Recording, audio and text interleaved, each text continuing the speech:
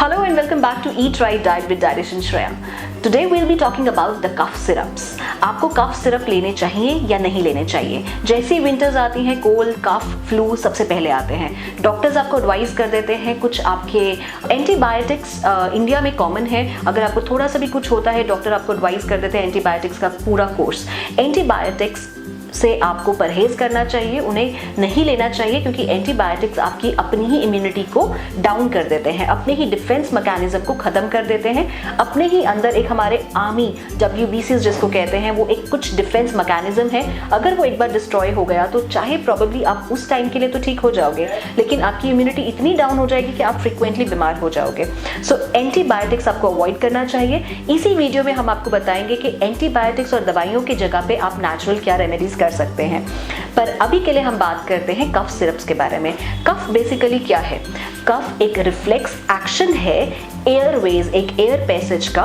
वो reflex action तब होता है जब आपके एक एयरवेज में कोई इरिटेंट्स होते हैं, या आपको कोई बीच में कोई पोल्यूशन का या इरिटेंट्स बॉडी में चले गए हैं तो आपको कफ आता है। कफ एक डिजीज नहीं है, कफ एक सिम्टम है, अपने आप को एक वो रिफ्लेक्स है जिसको आप बॉडी अपने आप को बैलेंस कर लेता है, आप ठीक हो जाते हो। तो कफ को रोकना नहीं चाहिए। आपने कई बार देखा होगा खाना खाते हुए खाना गले में फंस जाता है तो एकदम कफ होता है, क्योंकि वो फूड पाइप की जगह विंड पाइप में चले जाता है। तो कफ रिफ्लेक्स से वो खाना ऊपर की तरफ आता है और आप नॉर्मल हो जाते हो। आपका जो लाइफ थ्रेटनिंग एक उस टाइप पे कंडीशन बन जाती है, उनसे आप बच जाते हैं। तो कफ को कभी भी रोकना नहीं चाहिए। हम लोग गलत प्रैक्टिस करते हैं जब हम लोग कफ सिरप्स लेते हैं।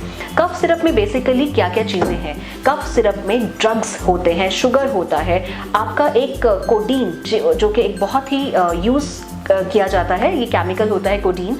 कोडीन बॉडी के अंदर जाके मॉर्फिन एक ड्रग बन जाता है। मॉर्फिन अगर आप बच्चे को दूध पिला रहे हैं, वो मॉर्फिन उस दूध से ट्रैवल करता है, बच्चे के अंदर जाता है, बच्चे को गैस, ब्लोटिंग और उसका जो IQ है ड्रॉप हो जाता है। सो आपको अगर हेलुसिनेशन से बचना है, नर्वसनेस से बचना है, तो आपको अपने कफ सिरप को अवॉइड करना चाहिए।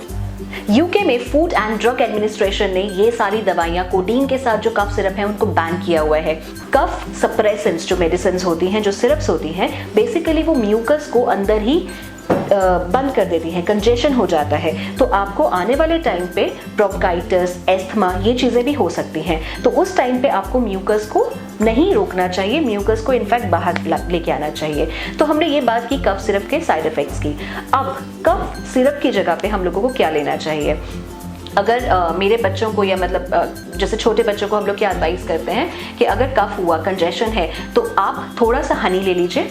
हनी में आप जायफल, नटमेग जिसको कहते हैं, नटमेग को आप पीस के रख लीजिए। ग्राउंडेड जायफल आप 2 चम्मच हनी में पिंच फुल वो डाल दीजिए, पिंच सिनेमन और तुलसी सिरप, जो तुलसी ऑयल भी मार्केट में मिलता है, या तुलसी को आप उबाल सकते हैं, उसका पानी यूज कर सकते हैं। तो दालचीनी, नटमेग और ये तुलसी, इसी में आप जिंजर, कच्चा अदरक को कद्दूकस कर लीजिए, उसका जूस निकाल के नियर अबाउट 2 और 3 टेबलस्पून जूस निकाल के आप हनी में मिक्स कर लीजिए। अगर बच्चा बहुत यंग है, मतलब बहुत छोटा है, और उसको ये अदरक का टेस्ट नहीं पसंद आता है, तो हनी का डोज आप ज़्यादा कर सकते हो। दिन में 2-3 बार आप इसको ये कफ सिरप दें बच्चों को। और उसके अलावा विक्स वेपोरब से आप उसको मसाज कर सकते हो। आप नेक पे लगा सकते हैं, चेस्ट पे लगा सकते हैं, नोज पे लगा सकते हैं। इसके अलावा आप स्टीम इनहेलेशन कर सकते हैं। स्टीम हमेशा बहुत ही ज़्यादा यूजफुल रहता है। अगर कंजेशन है, म्यूकस है, तो स्टीम अच्छा है। पर अगर आपको सांस लेने में प्रॉब्लम आ रही है तो ह्यूमिडिफायर्स मार्केट में आजकल आते हैं, एयर प्यूरिफायर आते हैं, उनको आप लगा सकते हैं। Thank you so much. अगर आपको ये इन्फॉर्मेशन यूजफुल लगी है तो प्लीज़ आप इस वीडियो को शेयर कीजिए, सब्सक्राइब कीजिए और लाइक कीजिए। Thank you so much.